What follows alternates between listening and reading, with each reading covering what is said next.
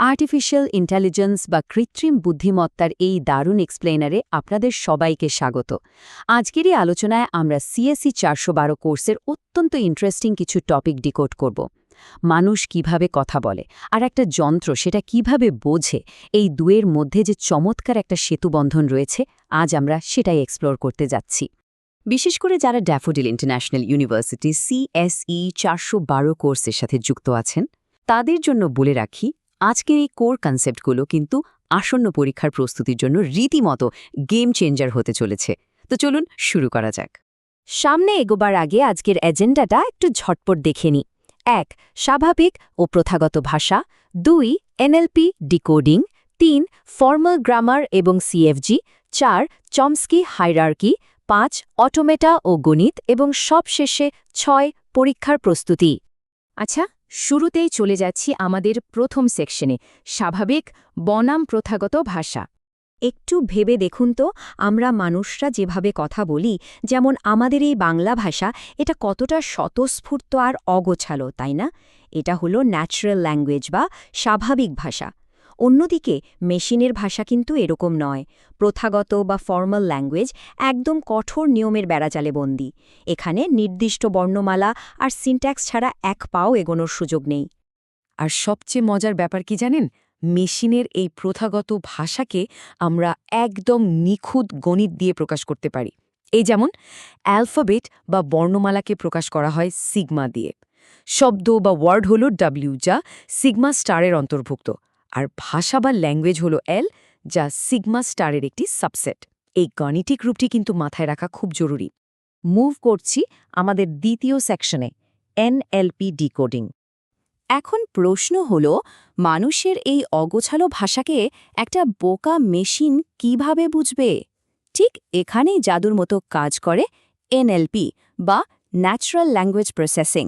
সহজ কথায় মানুষের ভাষাকে কম্পিউটারের বোধগম্য করে তোলা, বিশ্লেষণ করা এবং প্রয়োজনে নতুন করে তৈরি করার যে কম্পিউটেশনাল মডেল, সেটাই হলো এনএলপি।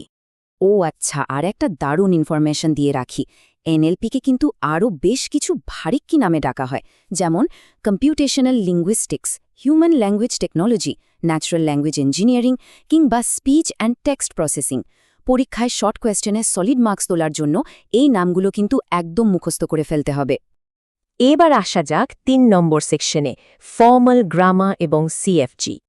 ন্যাচারাল ভাষার যেমন ব্যাকরণ থাকে, মেশিনের ভাষারও তেমনি একটা গ্রামার আছে। একে বলে ফর্মাল গ্রামার। কিন্তু এখানকার আসল টুইস্টটা হলো, এই গ্রামার বাক্যের অর্থের কোনো তোয়াক্কা করে না। হ্যাঁ, ঠিকই শুনেছেন, এর পুরো ফোকাস থাকে শুধু স্ট্রাকচার বা গঠনের ওপর।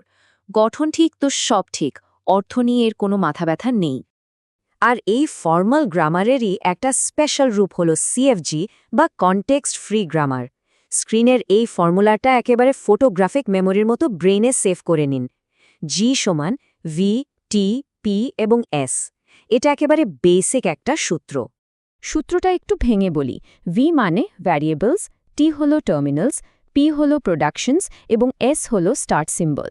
এই প্রোডাকশন নিয়মে একটা ভ্যারিয়েবলকে চাইলে আমরা টার্মিনাল বা অন্য ভ্যারিয়েবল দিয়ে রিপ্লেস করতে পারি। যেমন প্যালিন্ড্রোমের ক্ষেত্রে পিকে খুব সহজেই 0p0 অথবা 1p1 দিয়ে রিপ্লেস করা যায়। শুনতে খটমট লাগলেও প্র্যাকটিস করলে এটা একেবারে ডাল ভাত। 4 নম্বর সেকশনে আমরা দেখব চমস্কি হায়ারার্কি, লিটারালি কম্পিউটেশনাল থিওরির একটা মাস্টারপিস। ভাষাবিদ নম চমস্কির তৈরি করা এই ছকটা দেখছেন? এটা শুধু একটা টেবিল নয়, এটা হলো মেশিন আর ভাষার ক্ষমতার একটা আল্টিমেট চিটশিট। পরীক্ষায় এই ছকটা হুবহু নামিয়ে দিতে পারলে ফুল মার্কস পাওয়া কেউ ঠেকাতে পারবে না, গ্যারেন্টি। মনে রাখার ট্রিকটা বলে দিচ্ছি। টাইপ 0 হলো সব ধরনের ভাষা যা টিউরিং মেশিন অনায়াসে প্রসেস করতে পারে। টাইপ 1 হলো কনটেক্সট সেন্সিটিভ। টাইপ 2 হলো কনটেক্সট ফ্রি, যা পুশ ডাউন অটোমেটন দিয়ে চলে। আর শেষে টাইপ 3 হলো রেগুলার ল্যাঙ্গুয়েজ, যেটাকে আমরা খুব সহজেই রেজেক্স দিয়ে প্রকাশ করতে পারি। 5 নম্বর সেকশনে আমরা একটু গণিতের ছোঁয়া খুঁজব, অটোমেটা এবং গণিতের সম্পর্ক। চমস্কি থিওরিটা তো দেখলাম, কিন্তু পরীক্ষার খাতায় ম্যাজিক দেখাতে চাইলে থিওরির সাথে গণিতের লিঙ্কটা করতে হবে। যেমন টাইপ 0কে জুড়তে হবে LRE বা টিউরিং মেশিনের সাথে। টাইপ 1 হবে LCS। টাইপ 2 হলো এলসিএফ আর টাইপ 3 হলো এলআরইজি বা ফাইনাইট অটোম্যাটন। থিওরি আর ম্যাথের এই যুগলবন্দি আপনার আনসারকে নেক্সট লেভেলে নিয়ে যাবে। চলে এলাম আমাদের একদম শেষ সেকশনে, পরীক্ষার প্রস্তুতির কৌশল। তাহলে আজকের এই পুরো আলোচনা থেকে আমাদের মূল টেকঅ্যাওয়ে কি দাঁড়ালো? প্রথমত, ন্যাচারাল আর ফর্মাল ভাষার পার্থক্যটা ক্লিয়ারলি বুঝতে হবে।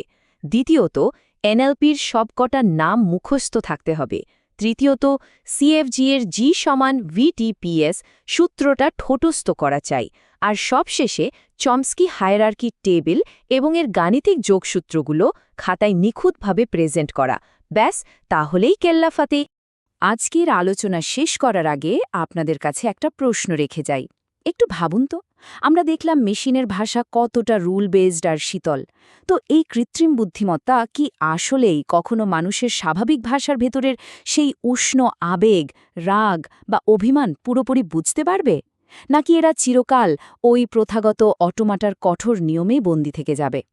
এই প্রশ্নটা আজকের মতো আপনাদের ভাবনার খোরাক হিসেবেই রেখে দিলাম।